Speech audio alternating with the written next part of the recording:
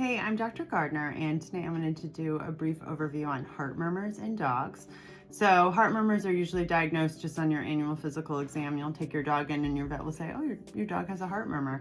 And so you're like, what? My dog has a heart murmur. So I just want to talk about what that can mean and what the next steps might be. So first of all, what is a heart murmur? A heart murmur is turbulent blood flow through the heart. So it becomes an audible noise that you can hear. It's like literally having trouble. Sometimes there's regurgitation because it's going in places it shouldn't. There's a lot of valves in the heart. And so if the valves are perfectly opening and perfectly closing, great. But if they're fluttering or if they get thickened and they're weird and they are letting some go back and this and that, so that can change how the blood is flowing through the heart. It becomes more turbulent, and then we hear that when we listen, and that's what a heart murmur actually is. So they are graded from 1 to 5 or 1 to 6, kind of depends on who you trained under. And a grade 1 is you can barely hear it, really soft, very quiet, intermittent, so it's not always consistent. And then you go up to a grade 5 or a 6, which is very loud. You can always hear it, very consistent. Sometimes it will have something called palpable thrill, which you can actually feel the murmur.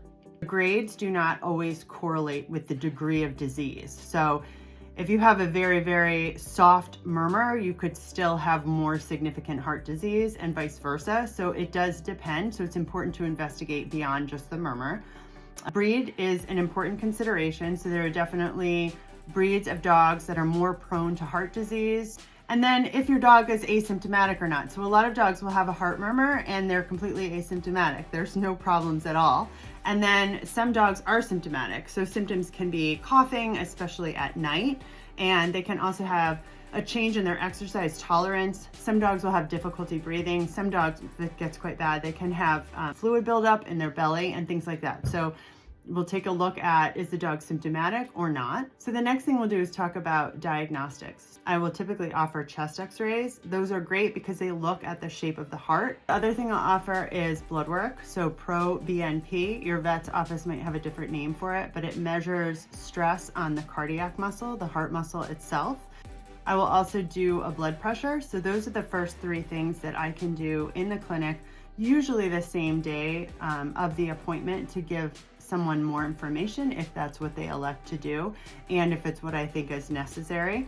Then if the heart murmur needs more than that, if you really want to know what's going on, you really need to see a cardiologist for an echocardiogram, and that can tell you why the murmur is happening, the degree of heart disease, and it can also help guide treatment.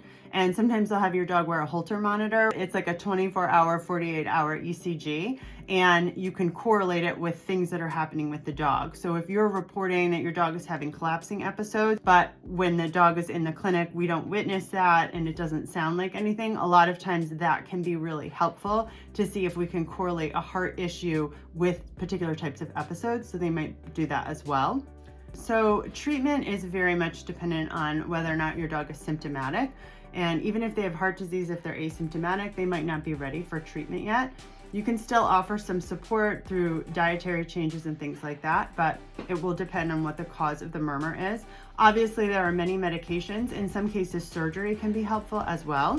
And then in other cases, you don't need anything at all.